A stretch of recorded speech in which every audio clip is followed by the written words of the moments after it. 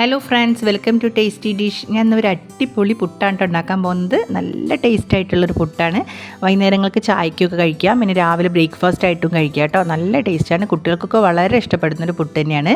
Video skip ചെയ്യാതെ കാണുക, അവസാനം വരെ കണ്ടാൽ നിങ്ങൾക്ക് അടിപൊളിയായിട്ട് പെർഫെക്റ്റ് ആയിട്ട് പിട്ടി ടേസ്റ്റ് ആയിട്ടുള്ള പുട്ടുണ്ടാക്കാം. അപ്പോൾ നിങ്ങളെല്ലാവരും ഇത് ഒന്ന് കാണണം.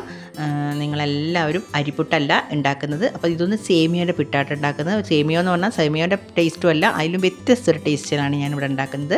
അപ്പം ഞാൻ ഒരു കപ്പ് സേമിയ ഇവിടെ എടുത്തിട്ടുണ്ട്.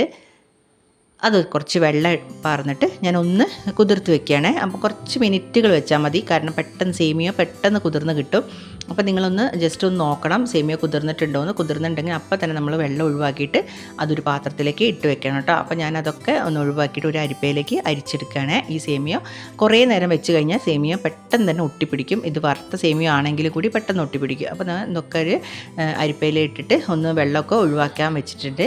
ഇനി ഞാനിത് കുറച്ച് വലിയ പാത്രം തന്നെ എടുക്കുക. നിങ്ങൾ ഇപ്പോൾ ക്വാണ്ടിറ്റി ഞാൻ കുറച്ച് പുട്ടുണ്ടാക്കുന്നു, ഒരു 1.5 കുറ്റി പുട്ടേ ഉണ്ടാക്കുന്നുള്ളൂ. അപ്പോൾ നിങ്ങൾക്ക് ക്വാണ്ടിറ്റിക്ക് അനുസരിച്ച് കൂട്ടുകയും കുറയ്ക്കുകയൊക്കെ ചെയ്യാം കേട്ടോ സേമിയ. ഇനി അത് ഞാൻ വലിയൊരു പാത്രത്തിലേക്ക് തന്നെ അത് ഒഴിച്ചു കൊടുക്കുകയാണേ. ഇനി അതൊന്ന് സ്പൂൺ വെച്ചിട്ട് ഇതുപോലെ ഒന്ന് അങ്ങനെ പരത്തി കൊടുക്കുക, കാരണം ഇത് പെട്ടെന്ന് തന്നെ ഒട്ടാൻ ചാൻസ് ഉണ്ട്. അപ്പോൾ ഇതൊന്ന് ഇങ്ങനെ വെച്ച് കൊടുക്കുക. ഇനി ഇതിൽ കുറച്ചും കൂടി വെള്ളം, നമ്മൾ എത്ര ഊറ്റി കഴിഞ്ഞാലും കുറച്ച് വെള്ളം ഉണ്ടാവും. അപ്പോൾ നമ്മൾ ഒട്ടിപ്പിടിച്ച് പോകും, പുട്ട് ഉണ്ടുണ്ടായി പോകും. അതിന് വേണ്ടിയിട്ട് കുറച്ച് റവ ഞാനിതിലേക്ക് ഇട്ട് കൊടുക്കുന്നുണ്ട്. വറക്കാത്ത റവയാണ്, നിങ്ങളെടുത്ത് വറുത്ത റവയാണെങ്കിൽ അത് ഇട്ട് കൊടുത്താലും മതി. അപ്പോൾ കുറച്ച് റവ, ഒരു 3 സ്പൂണോളം റവ ഞാൻ ചെറിയ ഗ്ലാസ് ആയിട്ട് എടുത്ത്, ഗ്ലാസ് എടുത്തത് കണ്ടിട്ട് നിങ്ങൾ വലിയ ഗ്ലാസ്സാണെന്ന് വിചാരിക്കരുത്, ചെറിയ ഗ്ലാസ്സാണ്. അതായത് നമുക്ക് 3 സ്പൂൺ റവ ഇതിലിട്ട് കൊടുത്താൽ ആ പുട്ടിൻ്റെ വെള്ളമൊക്കെ കറക്റ്റായിട്ട് ഇത് കണ്ടോ ഇതുപോലെ നല്ല ഉലർന്ന് ഇരിക്കും കേട്ടോ. ഇനി നമുക്ക് പുട്ടിലേക്ക് കുറച്ച് സാധനങ്ങൾ കൂടി ഇതിലേക്ക് ചേരാനുണ്ട്. അപ്പോൾ പുട്ടൊക്കെ നന്നായിട്ട് ഇതുപോലെ നല്ല ഉലർന്നിട്ട് കുഴച്ചെടുത്തിട്ടുണ്ട്. കുഴക്കാൻ സ്പൂൺ വെച്ചിട്ടൊന്ന് ജസ്റ്റ് ഒന്ന് ഇളക്കി കൊടുത്താൽ മതി. പിന്നെ ആവശ്യത്തിന് കുറച്ച് ഞാൻ ഉപ്പിട്ടിട്ടുണ്ട്. സാധാരണ പുട്ടിലിടുന്നതിൻ്റെ അത്ര ഒന്നും ഉപ്പിടണ്ട, കുറച്ച് ഉപ്പിട്ടിട്ട് കൊടുത്താൽ മതി. അപ്പം നമ്മൾ ഈ പുട്ട് മധുരമുള്ള പുട്ടാണ് കേട്ടോ ഉണ്ടാക്കുന്നത്. അപ്പോൾ അതാണ് ഞാൻ കുറച്ച് ഉപ്പിട്ടാൽ മതി എന്ന് പറയുന്നത്. പിന്നെ ഒരു 3-4 സ്പൂൺ പഞ്ചസാര, അത് നമുക്ക് മധുരത്തിനനുസരിച്ച് കൂട്ടുകയും കുറയ്ക്കുകയൊക്കെ ചെയ്യാം. അപ്പോൾ ഞാനൊരു 4 സ്പൂൺ മധുരം പഞ്ചസാര ഇട്ട് കൊടുത്തിട്ടുണ്ട്. അതൊന്ന് സ്പൂൺ വെച്ചിട്ട് ഒന്ന് ഇളക്കി കൊടുക്കുകയാണ്. ഇതുപോലെ ഒന്ന് ജസ്റ്റ് ഒന്ന് ഇളക്കി കൊടുത്ത് ഇനി ഞാൻ അതിലേക്ക് ഒരു 4 സ്പൂണോളം പാൽപ്പൊടിയാണ് എടുത്തത്. പാൽപ്പൊടി നല്ല ടേസ്റ്റ് ആട്ടോ പാൽപ്പൊടി. നിങ്ങൾ പാൽപ്പൊട്ട് ഉണ്ടാക്കിയിട്ടുണ്ടാവുമല്ലോ, പാൽപ്പൊട്ട് എൻ്റെ വീഡിയോയിലുണ്ട്, അത് കാണാൻ നല്ല ടേസ്റ്റാണ് പാൽപ്പൊട്ട്. പക്ഷേ അതിൻ്റെ വേറൊരു ടേസ്റ്റാണ് കേട്ടോ അതിനുണ്ടാവും, അത് സേമിയാണ്. അപ്പോൾ ഞാൻ ഇതിലേക്ക് പാൽപ്പൊടിയൊക്കെ ഇട്ടിട്ട് നന്നായിട്ടൊന്ന് ഇതുപോലെ ഇങ്ങനെ സ്പൂൺ വെച്ചിട്ട് ഒന്ന് കുഴച്ചെടുത്തിട്ടുണ്ട്. ഇനി നമുക്ക് ഒരു പണിയുമില്ല, കുറച്ച് നാളികേരം കൂടി ഇതിലേക്ക് വേണം. ഇനി നിങ്ങൾക്ക് ഈ പഞ്ചസാര ഇട്ട് കഴിഞ്ഞാൽ ചില സമയത്ത് നമുക്ക് കുറച്ചും കൂടി ഒന്ന് വെള്ളം നനവുള്ള പോലെ ഉണ്ടാവും. അങ്ങനെയാണെങ്കിൽ 1 സ്പൂണും കൂടി നിങ്ങൾ റവ ഇട്ട് കൊടുത്ത് ഒന്ന് കുഴച്ചെടുത്തിട്ട് അതൊന്ന് ഡ്രൈ ആക്കി എടുത്താൽ മതി.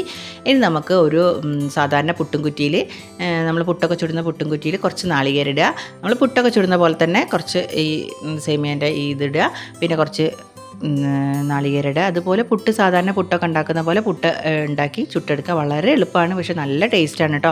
നമ്മൾ വൈകുന്നേരം ചായക്കൊക്കെ കഴിക്കാവുന്ന അടിപൊളി പുട്ടാണ്. നമ്മൾ സേമിയ കൊണ്ട് ഉപ്പുമാവും അങ്ങനെ പലതും ഉണ്ടാക്കിയിട്ടുണ്ട്. പക്ഷേ ഇത് പുട്ട് എന്ന് പറഞ്ഞാൽ ഒരു വെറൈറ്റി ടേസ്റ്റ് തന്നെയാണ് കേട്ടോ. നിങ്ങളെല്ലാവരും ഒന്ന് ഉണ്ടാക്കി നോക്കുക, വളരെ എളുപ്പമാണ്. നമ്മളൊരു പാക്കറ്റ് റവ സേമിയ ഉണ്ടെങ്കിൽ നമുക്ക് പെട്ടെന്ന് തന്നെ വൈകുന്നേരങ്ങളിൽ ചായക്കൊക്കെ ഇത് ഉണ്ടാക്കിയെടുക്കാനും നല്ല ടേസ്റ്റാണ്. അപ്പോൾ നിങ്ങൾ ഇതുപോലെ ഒന്ന് ഉണ്ടാക്കി നോക്കുക. നല്ല നാളികേരമൊക്കെ ഇടണം കേട്ടോ, എന്നാലേ നല്ല ടേസ്റ്റ് ഉണ്ടാവുള്ളൂ.